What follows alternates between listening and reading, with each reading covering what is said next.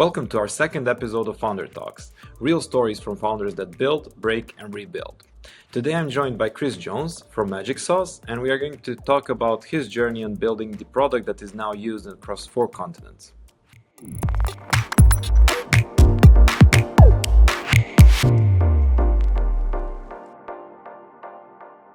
Kris, thanks for joining Founder Talks. Before we start and basically go into the discussion, I wanted to ask you if you can just briefly share who you are and what does your product do? Sure, yeah. I'm Kris. I'm co-founder of Magic Sauce Online. It's a platform that's going to help the global majority get invested in. Uh, we identified that the best kind of founder gets the least kind of money. Uh, so it's a problem we want to fix, and we spent a couple of years doing that. I've been inside a startup that exited for 100 million. I took them from 30k subscribers to 130k in a year. Didn't make me rich. But I've been working with startups directly now for around 10 years as well. Built the first accelerator in the east of England, um, and then started with Magic Sauce. Nice, awesome. Our vision is aligned with Scale Up. We want to do impact as well. So great job. You're already doing that. Awesome. And what stage is Magic Sauce in now? I know you have the working product, right? Yeah, so we launched earlier in the summer, and we've gone from 0 to 200 users, and that initial test and iteration phase where you don't know what's going to happen until you launch it. You have your ideal vision of what's going to happen, and then it happens, and then you pivot like crazy because you learn what your users want. And there's been 100 journeys in the shortest time I've been working on this. Nice. So Nice. You have a plan until you get punched in the face, like Tyson said, right? exactly. Yeah. So yeah, Cool. part of it has been the realization that the platform will actually have the most impact sooner. I expected to hit emerging markets probably a little later after establishing in UK, EU, US, but I'm probably doing more now in Africa sooner than I had planned. So, which I find really exciting because the founders there are absolutely amazing and way underfunded. Mhm. So, Interesting. And so you spread across different continents, right? yeah, we got users across 4 continents right now, and our community spans 4 continents. So, yeah, we're Asia, Africa, Europe, and North America, Awesome. Awesome. which is brilliant perspective. Yeah, definitely. And different ecosystems, different setups and everything, right?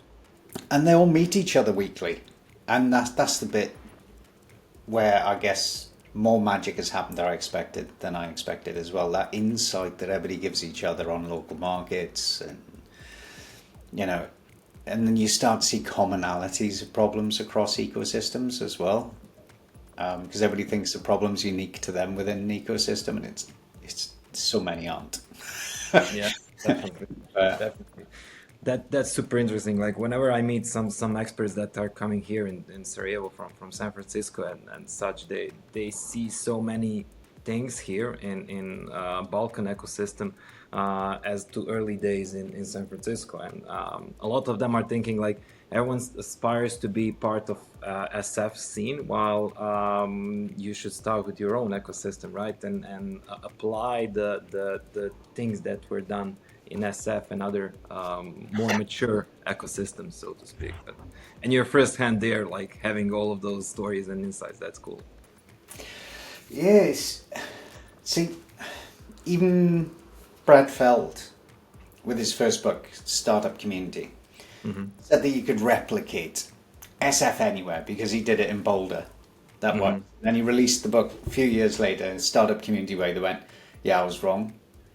Hmm. And he is wrong because SF has had such a head start NY is now starting to eclipse it a little in terms of the amount of investment that's going through in NY, and SF has its own problems, as we know from people who visit there as an ecosystem. But the head start it's got there is those exits, and that's what everywhere else hasn't had. Is that volume, sheer volume of exits that mean that that money can be reintegrated and that knowledge can be reintegrated. So that's why it's got such a moat zone as an ecosystem. But it's making sure, rather than trying to replicate, I think what we've got to do is make sure, is, as you said, first of all, that it fits the ecosystem it's in, and you have to adapt to the ecosystem you're in. I think that's the super interesting bit. And I think for the rest of us, and even outside of SF, you know, in the sticks, in the US, it's coalescing and educating angels into early stage investing, and that's part of what we do as well, and even emerging fund managers.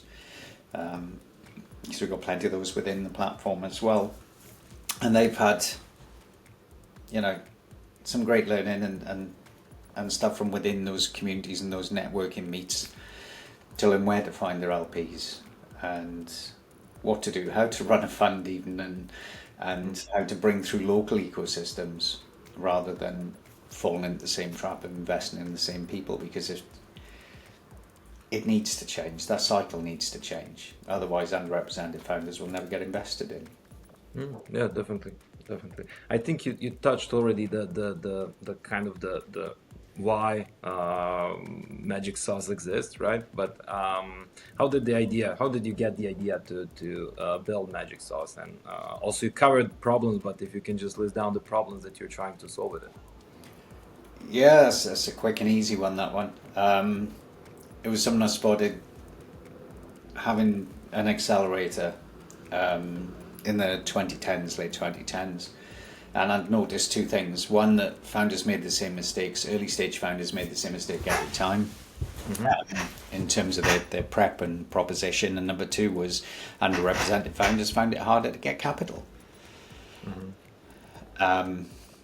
Obviously, I lack a good bit of lived experience across that range, so I went and sought it. I went and with a give first attitude in a lot of communities and want to find out how I could help listen to where those problems and barriers were for founders and people who wanted to invest in underrepresented founders, and then thought, right, start off with something really basic that could address those core issues, and iterate to build around the nuances and localities that were, you know, sort of needed. And the more pitches I saw from, you know, within the likes of Black Valley, and accelerators and incubators in Africa, and female only and mixed teams, so many of them were criminally underfunded. It was insane. You know, you were seeing stuff getting funded that should never have been funded against stuff that was just so much sense, built by really rock star founders, that was being ignored, and that really pissed me off. So you can either sit there and be pissed off, or you can do something about it. So I decided to do something about it. Nice. Kudos, man. Awesome. And I know that it's been a long ride so far in building everything. But what was? I think I might know what you're going to say. But what was the key challenge in your journey so far in building the Magic Sauce? Yeah, you do know the answer. It was the tech. I kind of knew what I wanted to build. I had this quite clear vision of what that MVP should be, but oh man, I tried no coding. This was 3 years ago, and the tools around, they made me feel really stupid because I couldn't even no code anything. Yeah, I tried finding tech partners. I didn't have the money to build it, so I had to find a way. And then, as you know, but most people won't, I had somebody come on board that said, we'll build it for you. Somebody I'd known for some years, and they went, yeah, I'll build it for you. And we got to beta, and they went AWOL. just literally no response at all. And I'm like, this is live. This is intense. You can't go now. Um, It and shows the moment when to go. oh Literally. yeah, yeah. I've got a working product in market, and now you're gone. Um, so yeah, we had to rebuild a team from scratch to build the entire thing, and that took another 6 months. But you know, I learned from that first iteration of it that didn't go properly live, and then you take that to the second. And you know, I was pretty blessed even with Cummins and Goings to get then a product live by this summer. And that was the biggest challenge, and it was hard, and it's a challenge that most founders face, even with vibe coding right now. You know, they're where I was 3 years ago using no-code tools.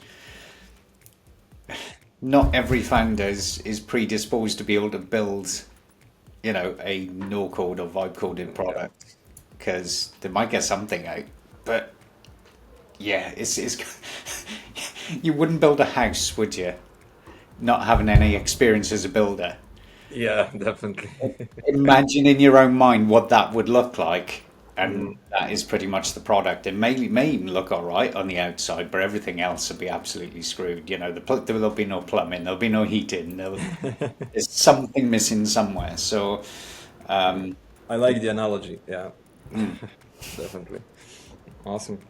But yeah, like I think that your path to building magic sauce is really interesting, and I'm looking forward to the next answer to the question. What do you think? What would be like if you need to pick and choose the key lesson that you have learned along the way so far? I mean, big things are obviously ahead of magic sauce, but so far in your journey, what would be the lesson that you would like to share with founders that are just starting out or that are in the beginning of their journeys or struggling with building the products and getting the investment? you can't do it alone. No, no matter who calls himself a solopreneur, you need a community. And sounds a weird thing to say for somebody as an owner of a platform. My community's worth more to the people in it than probably my platform. Yeah. Um, and I think any community is probably similar in that.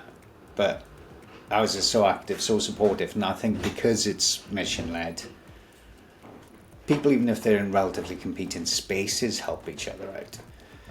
You know, Yeah. so that's been the biggest lesson, and not doing it alone, being able to if be honest with your cap table and put your hand up and say when you're drowning or waving, Hmm.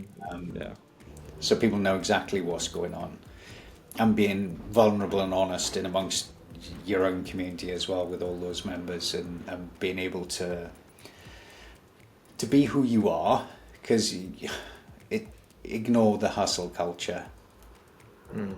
and Yeah. ignore the Kool-Aid that's out there. It's go and sense check things with people who are like you, because there's so many in there that Mm. have been on the journey longer than you as well, and there's consistency then to some of that feedback that means, yeah, yeah, this isn't just one crazy guy saying or crazy woman saying don't do this, or I've been there and done that and don't do Yeah. it. It's Yeah. multiple people telling you I've been down Definitely. that road, don't do that. You know, I think that's a game changer, and I see people crying out for that kind of help all the time, and I'm like, get in the community, even if it's not ours, even if you're not an underrepresented founder, will point you in the direction one, because you need friends. It's lonely. Yeah, I like that. I think that from my personal experience as well, like I cannot explain or I cannot put the number to the number of times that someone told me something and then I told them like, if I only knew that before you 1 year or a few months, I would be able to assist you, man. Like, and I think that especially founders that are on the start, they are afraid that they are inexperienced. They are afraid that they are going to look silly at some situation, in some situations, sharing something. But in the reality, you need to share as much as possible, as you said, and because you cannot. Sometimes you would get help of really from really weird places when you really don't expect any help to get. And sharing your problems and roadblocks is key with the community, I think. So definitely. Yeah. There you go. Look, I look silly already, so that way it's not. I'm already starting from a good place. Yeah, now we can get the real talk, right? Awesome. Yeah. Thanks, Kris. And for the end, I would like maybe if you can just briefly share what is your status now, where you are with your journey of Magic Sauce, and what is basically the next step, and what you need for that next step. Basically, just talking about sharing things, right? Yeah, absolutely, 100%.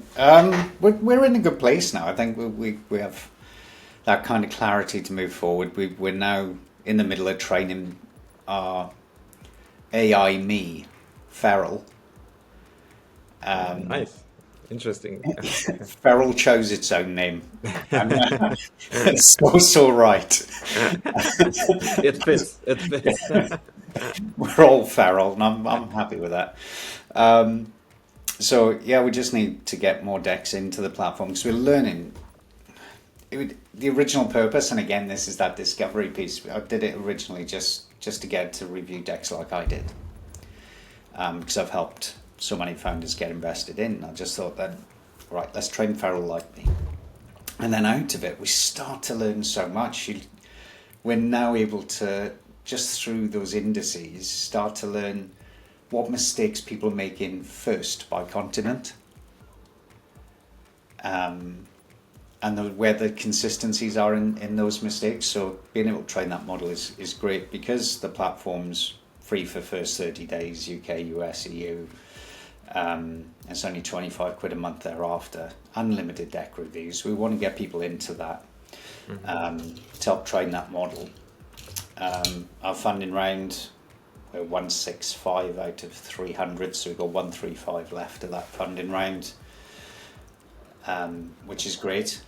And yeah, we've got some really exciting partnerships now cooking for Africa in particular, particularly East Africa.